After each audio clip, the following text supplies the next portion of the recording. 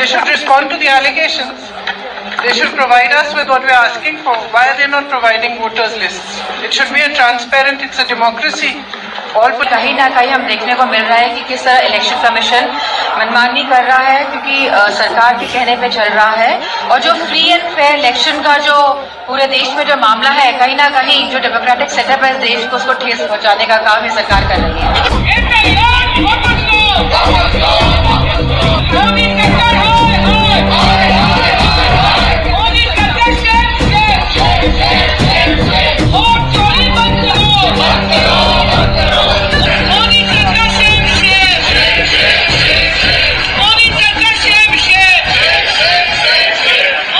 नमस्कार, मैं हरिंदर मिश्रा।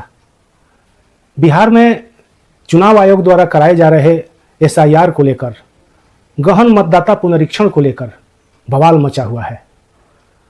बवाल मचा हुआ है पटना से लेकर दिल्ली तक, बवाल मचा है सड़क से लेकर संसद तक। देश का पूरा विपक्ष इसको लेकर आंदोलन कर रहा है। सिविल सोसाइटी इसके विरोध में मुखर है। यहाँ तक कि सरकार की सहयोगी तेलुगु देशम पार्टी के अध्यक्ष चंद्रबाबू नायडू और नीतीश कुमार की पार्टी जनता दल यूनाइटेड के कुछ सांसद और विधायक भी इस पर अपनी आपत्ति दर्ज करा चुके हैं।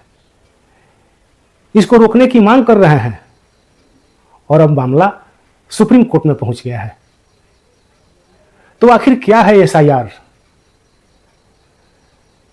क्यों विपक्ष इसको लेकर आशंकित और आंदोलित है? और सबसे अहम सवाल, मंशा क्या है? सरकार की मंशा क्या है? क्या सरकार सचमुच वोटर लिस्ट पर कब्जा करना चाहती है? इन सारे सवालों का जवाब इस वीडियो में मिलेंगे। तो आपसे आग्रह है, आपसे निवेदन है कि अंत तक इस वीडियो को देखिए। बिहार में चुनाव आने वाला है और इलेक्शन कमीशन ने यह तय किया है कि कई सालों से यहाँ बांग्लादेशी आ रहे हैं, नेपाल से लोग आ रहे हैं और जो हमारा इलेक्टोरल रोल है उसमें कई ऐसे लोग हैं जो नागरिक नहीं हैं। तो ये पता करना बड़ा ज़रूरी है और इसलिए हम एक special intensive revision electoral roll की हम करेंगे। आपको मालूम होगा कि पहले जब भी चुनाव हुए, अभी 2024 में केंद्र के चुनाव हुए इसी इलेक्टोरल रोल के साथ, उसके बाद पहले असेंबली भी इलेक्शन रहे इसी इलेक्टोरल रोल से। तो कहने का मतलब है तब तो बांग्लादेशी नहीं थे, तब नेपाली नहीं थे तो कोई फर्क नहीं पड़ता।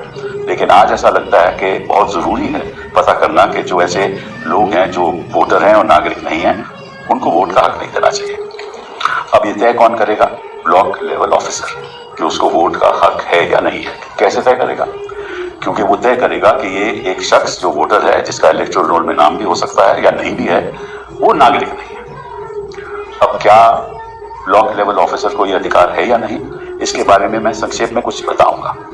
हमारा एक एक्ट है कॉल्ड द सिटीजनशिप एक्ट। उस सिटीजनशिप एक्ट के अंतर्गत जो भी 1950 के बाद पैदा हुआ है वो इस देश का नागरिक है। और अगर कोई भी 1987 से लेकर 2003 तक पैदा हुआ है और उसके एक माँ या बाप नागरिक हैं देश के, तो वो भी नागरिक है। और अगर कोई 2004 के बाद पैदा हुआ है और उसके माता या पिता नागरिक हैं, लेकिन माता या पिता, अगर माता नागरिक है तो पिता अगर इलीगल इमिग्रेंट नहीं है तो वो भी एक नागरिक है। अब ये तो सिटीजन फैक्ट में लिखा हुआ है। अब जो नागरिक होता है उसका जो दर्जा है वो कौन देता है? केंद्र सरकार, हमारी स्टेट, कोई राज्य सरकार तो नहीं देती।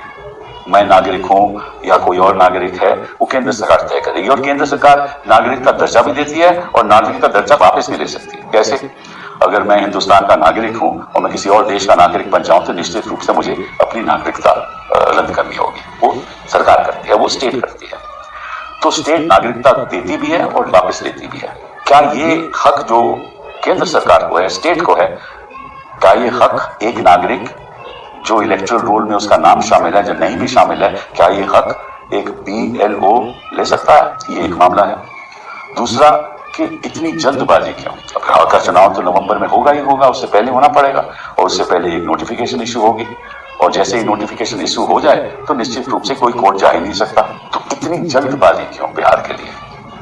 और तीसरी बात है कि ये जो एक नीति बनाई हुई है जिसके अंतर्गत लोगों को इन्यूमरेशन फॉर्म भरने हैं, उसमें कैसे भरेंगे, ये भी एक बहुत बड़ा मामला है क्योंकि लोगों को मालूम ही नहीं है कि क्या फॉर्म में क्या भरना क्या नहीं भरना। तो चुनाव आयोग कहता है कि एक फॉर्म होगा, उस फॉर्म को आपको भरना होगा, और अगर 2003 में आपका इलेक्टोरल रोल में आपका नाम है, फॉर्म फिर भी आपको भरना है, और अगर आपका नाम नहीं है तो फॉर्म भरना है और फॉर्म भर के उसमें बताना है कि आपके पास बर्थ सर्टिफिकेट है या नहीं। चाहे आपके पास आधार कार्ड हो, आपके पास राशन कार्ड हो, आपके पास एपिक कार्ड हो जो इलेक्शन कमीशन देती है, उसका कोई महत्व नहीं है।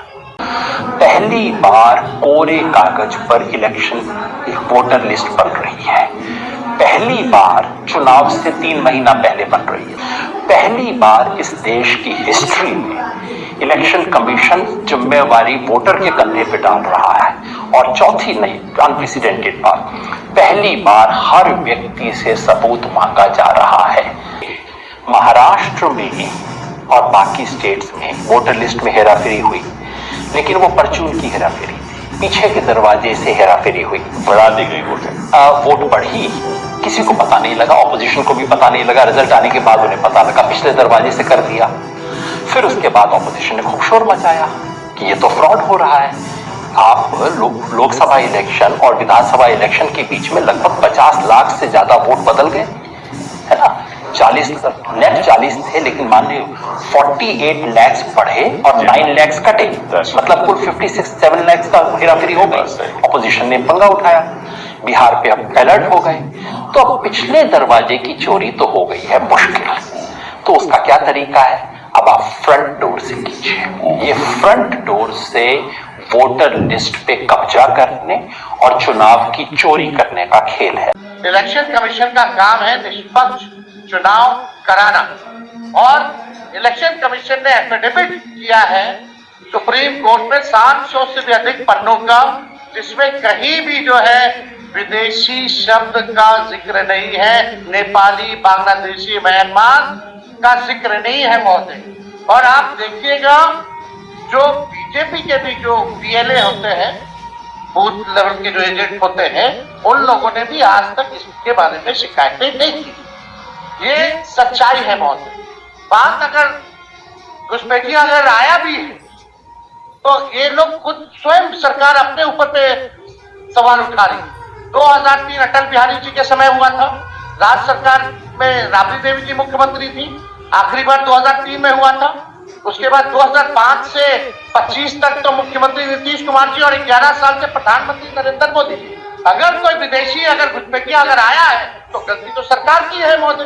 सब लोगों का मकसद होना चाहिए कि एक एक बिहारी का वोटर लिस्ट से नाम न कटे, इस निष्पक्षता से चुनाव आयोग काम करे, इसलिए हम लोग जो है चर्चा कर रहे हैं। और इस विषय पे तो जनता दल यूनाइटेड के एमपी ने भी कल जो है हम लोगों के पक्ष में बात रखी है महोदय। और बीजेपी के एनडीए के जो सबसे बड़े सहयोगी दल चंद्रबाबू नायडू ने भी जो है हम लोगों के साथ जो है सहयोग किया है, और इलेक्शन कमीशन को भी उन्होंने सुझाव दिया है महोदय। वो आप लोग भी, हम चाहेंगे कि कल मुख्यमंत्री जी बोल रहे थे तो हमको लगा कि मुख्यमंत्री जी जरूर इस पे बोलेंगे, पर हम चाहेंगे कि मुख्यमंत्री जी आश्वासन दें कि एक भी बिहारी का वोटर लिस्ट से नाम जो है नहीं कटने देंगे महोदय। क्योंकि जाति आधारित गणना जब हम लोगों ने कराया था तो 9 से 10 महीने लगे थे बिना डॉक्यूमेंट के, 9 से 10 महीने। और उन 9 से 10 महीने में बीजेपी के ही लोग कहते थे कि हमारे पास नहीं आया, तो 25 दिन में कहां से 8 करोड़ लोगों के पास चले गए होंगे महोदय? ये तो प्रश्न तो खुलता ही है। तो हम तो सारी बातें महोदय कल कह ही दिए थे समय को लेकर के। तो दस्तावेज जो मांगे जा रहे हैं 11 दस्तावेज, वो गरीब के पास है ही नहीं। और कई ऐसे दस्तावेज है महोदय की आधार कार्ड देकर के वो दस्तावेज बनते हैं, लेकिन आधार कार्ड तो ये मांग नहीं रहा इलेक्शन कमीशन। तो ये बड़ा सवाल जो है महोदय होता है, खास तौर पे 4.5 करोड़ जो बिहार के लोग बाहर जाकर के कमाने खाने जाते हैं। अब पता नहीं कोरोना के टाइम में तो 40 लाख लोग आया था, तो क्या स्थिति हुई थी। अब ये 4.5 करोड़ लोग कैसे इन लोगों ने सत्यापन किया है, इस पे बड़ा सवाल जो है खड़ा होता है। क्योंकि सवाल बिहार का नहीं है, सिर्फ इस चुनाव के लिए नहीं है। सवाल बहुत साफ साफ चुनाव आयोग ने कह दिया कि अब पूरे देश में चुनाव इसी तरीके से कराए जाएंगे। तो जो SIR बिहार के लिए आया, बिहार के लोगों ने इसका नाम दिया है वोटबंदी, क्योंकि बिल्कुल नोटबंदी जैसा ही दिखा। आपको समझना बिल्कुल आसान है कि बिहार में अभी बूथ कब्जा होता था 70 के दशक में, 80 के दशक में, अब तो चुनाव कब्जा हो रहा है। अब तो पूरे मतदाता सूची पर कब्जा हो रहा है और लड़े बगैर तो होगा नहीं। लेकिन बिहार पर भरोसा है। हिंदुस्तान में अगर किसी एक प्रदेश में बिल्कुल लड़ने की ये ताकत है, वो प्रदेश है बिहार, जहां लड़ करके इसको रोक सकते। यह वीडियो यदि आपको अच्छा लगा तो लाइक, शेयर और कमेंट करिए। और यदि अभी तक आपने चैनल को सब्सक्राइब नहीं किया है तो कृपया सब्सक्राइब कर लें। धन्यवाद।